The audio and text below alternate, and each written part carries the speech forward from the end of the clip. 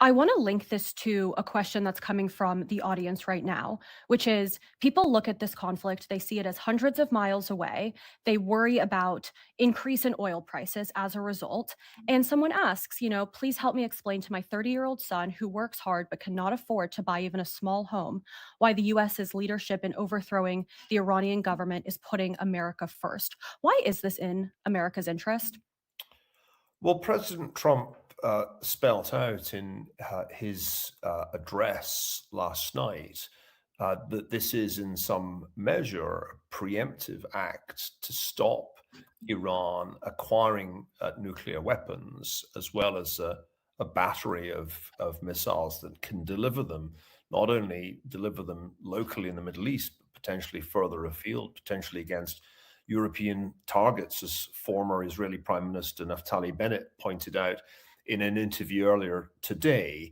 I don't think anybody could claim the Iranians were about to strike heartland America, but President Trump and others have pointed out that Iran has been waging war against Americans. This regime has been waging war against Americans well since 1979. And after half a century of being one of the worst actors in the world, President Trump has called time on it. I think it's worth saying to any 30-year-old son, or indeed to teenage sons and daughters, if you have them, that Iran has been one of the world's principal sponsors of terrorism over this half century, and many lives have been lost in every decade since then.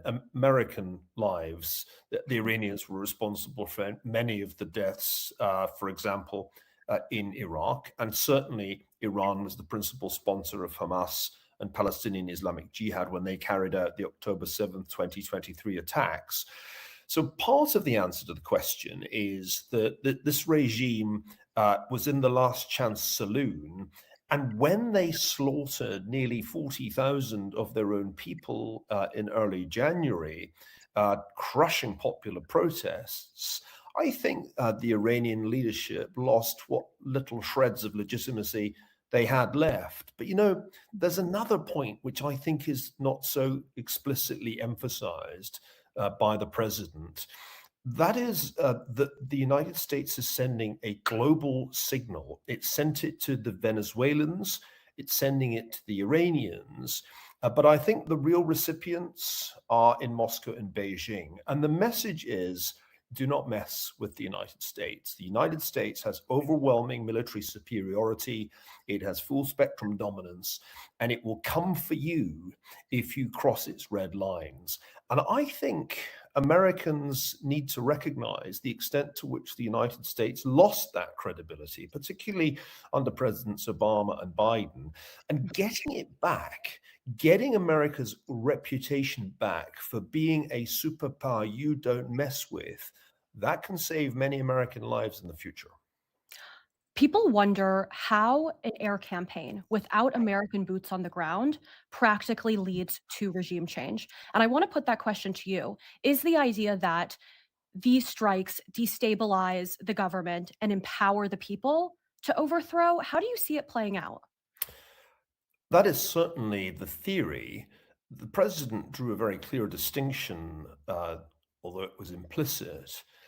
In 2003, in Operation Iraqi Freedom, the United States tried to give freedom, force it, you might say, on the Iraqi people by not only deposing Saddam Hussein, but then trying to run Iraq and trying directly to institute a democracy there.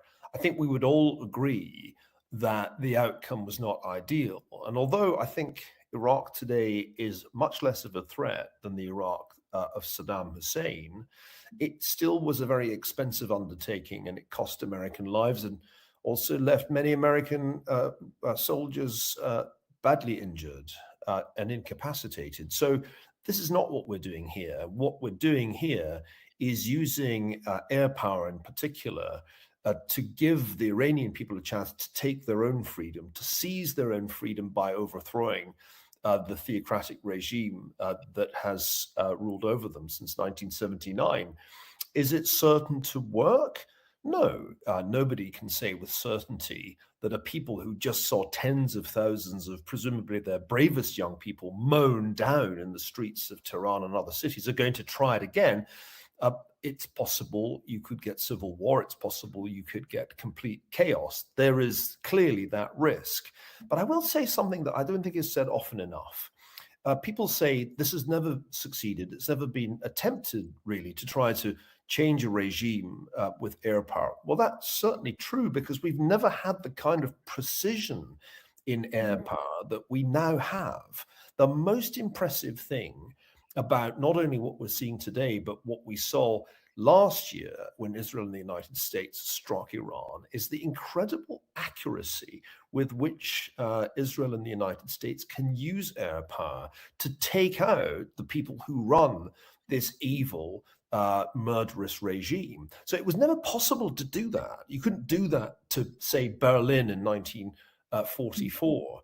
And I think this is something that needs to be emphasized. There are technological possibilities for exercising American power today that didn't previously exist because of huge advances in the targeting of missiles as well as drones. And that's why this has a better chance of working than many people realize. At some point, this regime just runs out of capacity to continue its repressive system.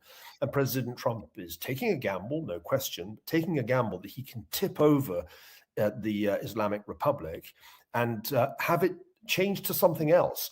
In this case, we're not specifying what that something else is, whereas we tried to do that in Iraq after 2003 and didn't really succeed.